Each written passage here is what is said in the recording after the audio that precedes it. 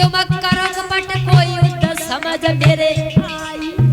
और सुनो, हमारी तरफ से युद्ध करके और हमारी ही सेना को मार रहे हो, तुमने ये समझा कि हम तुम्हारी ये चालाकी समझ नहीं पाएंगे? समझ लेंगे। पांडव पांचों के पांचों दिखाई दे रहे हैं और हमारी सेना दिन दिन कट रही है, हैं? चालाकी नहीं करते हो तो क्या करते हो? बोले नहीं नहीं चालाकी नहीं करते। तो दुर्योधन बोला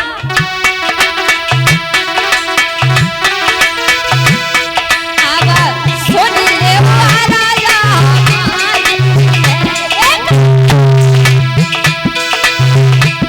परदान दिया ना दिला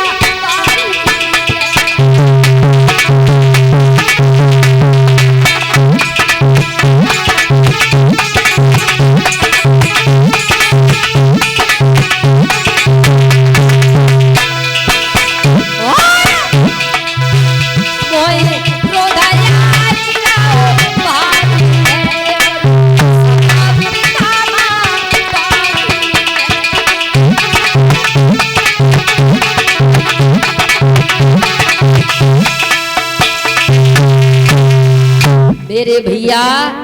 हुआ ऐसा, जब कहा कि तुम छल से युद्ध करते हो तो पितामह जी ने कहा छल से युद्ध नहीं करते हैं। बोले पांचों के पांचों पांडव दिखाई दे रहे हैं और मेरी सेना दिन दिन कट रही है। जवाब दिया ऐसा नहीं है। तो बोले ऐसा अगर नहीं है एक काम करो, तुम हमें अमर कर दो। बोले तुम हमें अमर कर दो। जवाब दिया ये सही है, हम तुम्हें अमर कर देंगे, लेकिन ऐसे नहीं अमर करेंगे। बोले कैसे करोगे?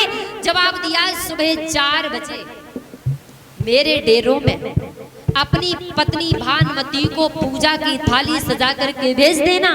वो हमारी आरती करे और हम प्रसन्न होकर के उसे वरदान दे देंगे, तुम अमर हो जाओगे। बोले हाँ ये ठीक है। सुबह 4 बजे हम अपनी पत्नी को डेरों में भेज देंगे। मेरे भैया पितामह भीष्म ने दुर्योधन से जब कह दिया तो दुर्योधन घर आया और अपनी पत्नी से दुर्योधन ने कहा कि तुम्हें सुबह 4 बजे पितामह भीष्म के डेरों में जाना है, उनकी आरती कर वरदान प्राप्त करना है। इधर भगवान कन्हैया को पता चला तो भगवान मुरलीधर ने सोचा कि हमने तो वरदान दे दिया है कि पांडवों की तरफ से एक चुईया भी नहीं मारी जाएगी, और पितामह भीष्म ने ये कहा है कि दुर्योधन को अमर कर देंगे, और जब दुर्योधन को अमर करेंगे तो पांडव मारे जाएंगे। इसलिए भगवान 4 बजे से पहले जहां द्रौपदी सोया करती थी वहां पहुंच गए। जो खटखट की आवाज सुनी तो द्रौपदी उठ करके बैठ गई और कहा कौन?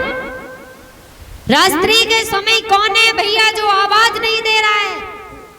भगवान मुरलीधर द्रौपदी के सामने खड़े होकर के बोले बहन हमें मालूम है रात्रि के समय भाई या पिता को बहन या बेटी के सहन कक्ष में नहीं जाना चाहिए, लेकिन कोई मजबूरी है जो मैं आया हूं। बोली मजबूरी? हाँ क्या मजबूरी है? बोले मजबूरी ये है क्या पितामह भीष्म दुर्योधन को अमर करने वाले हैं, इसलिए तुम पूजा की थाली सजाओ। द्रौपदी ने पूजा की थाली सजाई 4 बजे से पहले, और भगवान कन्हैया द्रौपदी को लेकर के चल पड़े। रास्ता में जब पहुंचे तो भगवान मुरलीधर ने द्रौपदी से कहा कि पितामह जी जब तक ये न कह दे कि तुम्हारा सिंदूर अमर हो जाए, तुम्हारी चूड़ियां सलामत रहे, तब तक तुम बोलना नहीं और ना ऊपर को सर उठाना। पितामह भीष्म के चरणों पे ही अपना सर रखना। जवाब दिया ठीक है। और अब द्रौपदी जब चली तो जगह जगह पर खून भरा हुआ था।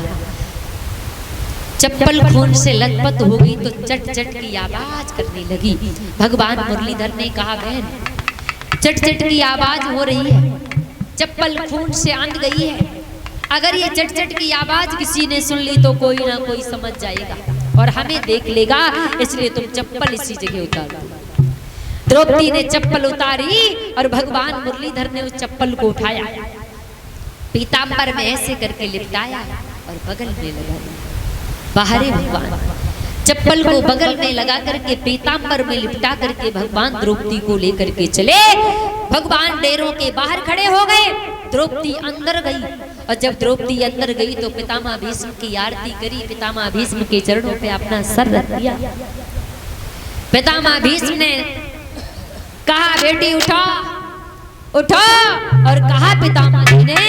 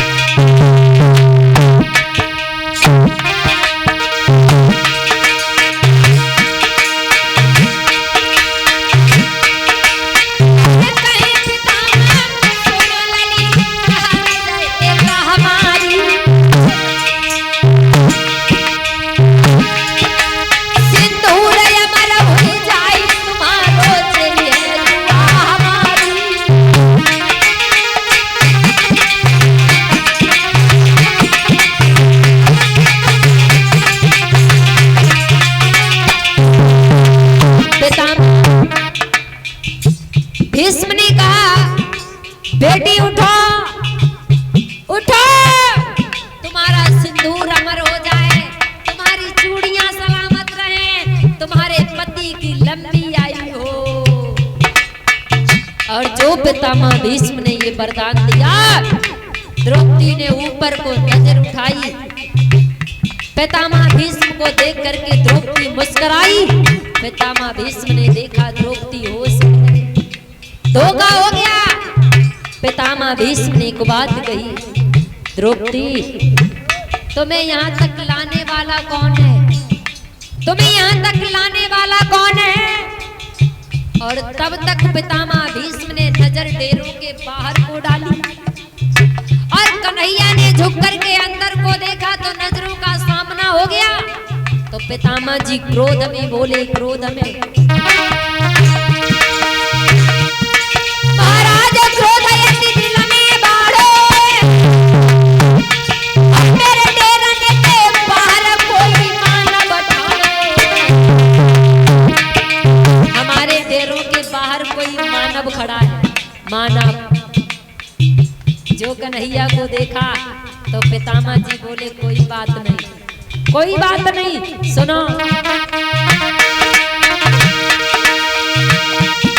महाराज बचन तेरो तुड़वाऊंगो, महाराज बचन तेरो तुड़वाऊंगो, और कलयुद्ध के बीच श्याम कोई शस्त्र ले द्रौपदी को सत्र कन्हैया बांसे बजवाए, ले द्रौपदी को सत्र कन्हैया बांसे बजवाए।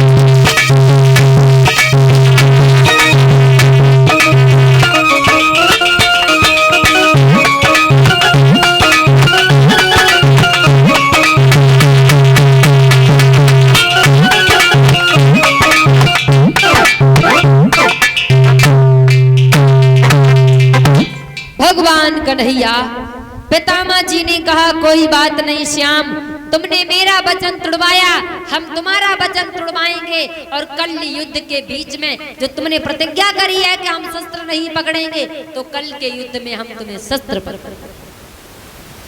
भगवान कन्हैया द्रौपदी को लेकर के चले आए। इधर जब 4 बजे तो भानुमति पूजा की थाली लेकर के पितामह जी की आरती करने के लिए गई, और पितामह भीष्म के चरणों पे अपना सर रखा। इंतजार कर रही हैं कि पितामह भीष्म कितने क्षण कहें कि तुम्हारे पति की लंबी आयु हो, तुम्हारा सिंदूर अमर हो जाए। लेकिन पितामह भीष्म की आंखों से आंसू निकले, भानुमति के सर पे गिरे। तो भानुमति ने ऊपर को देखा तो क्या देखा कि पितामह जी रो रहे हैं। भानुमति ने पूछा कारण क्या है, बात क्या है। तो पितामह जी बोले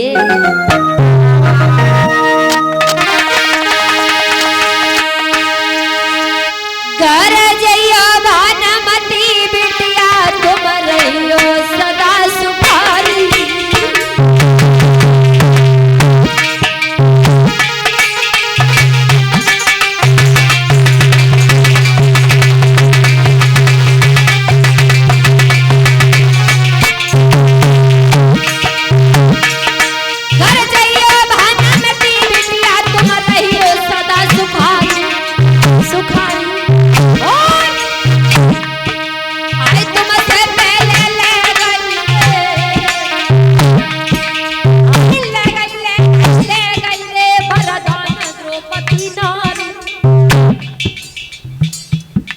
से पहले 4 बजे से पहले द्रौपदी आ गई और मैंने भानुमति समझ करके वरदान द्रौपदी को दे दिया। धोखा हो गया। पितामह जी बोले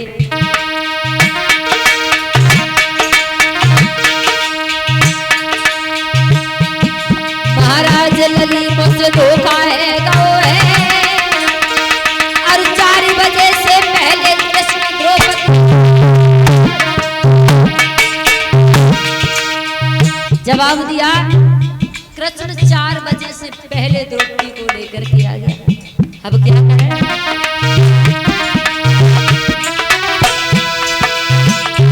सोई मन में भाई नहीं न लौट के वापस घर। सोई मन में भाई नहीं न लौट के वापस घर।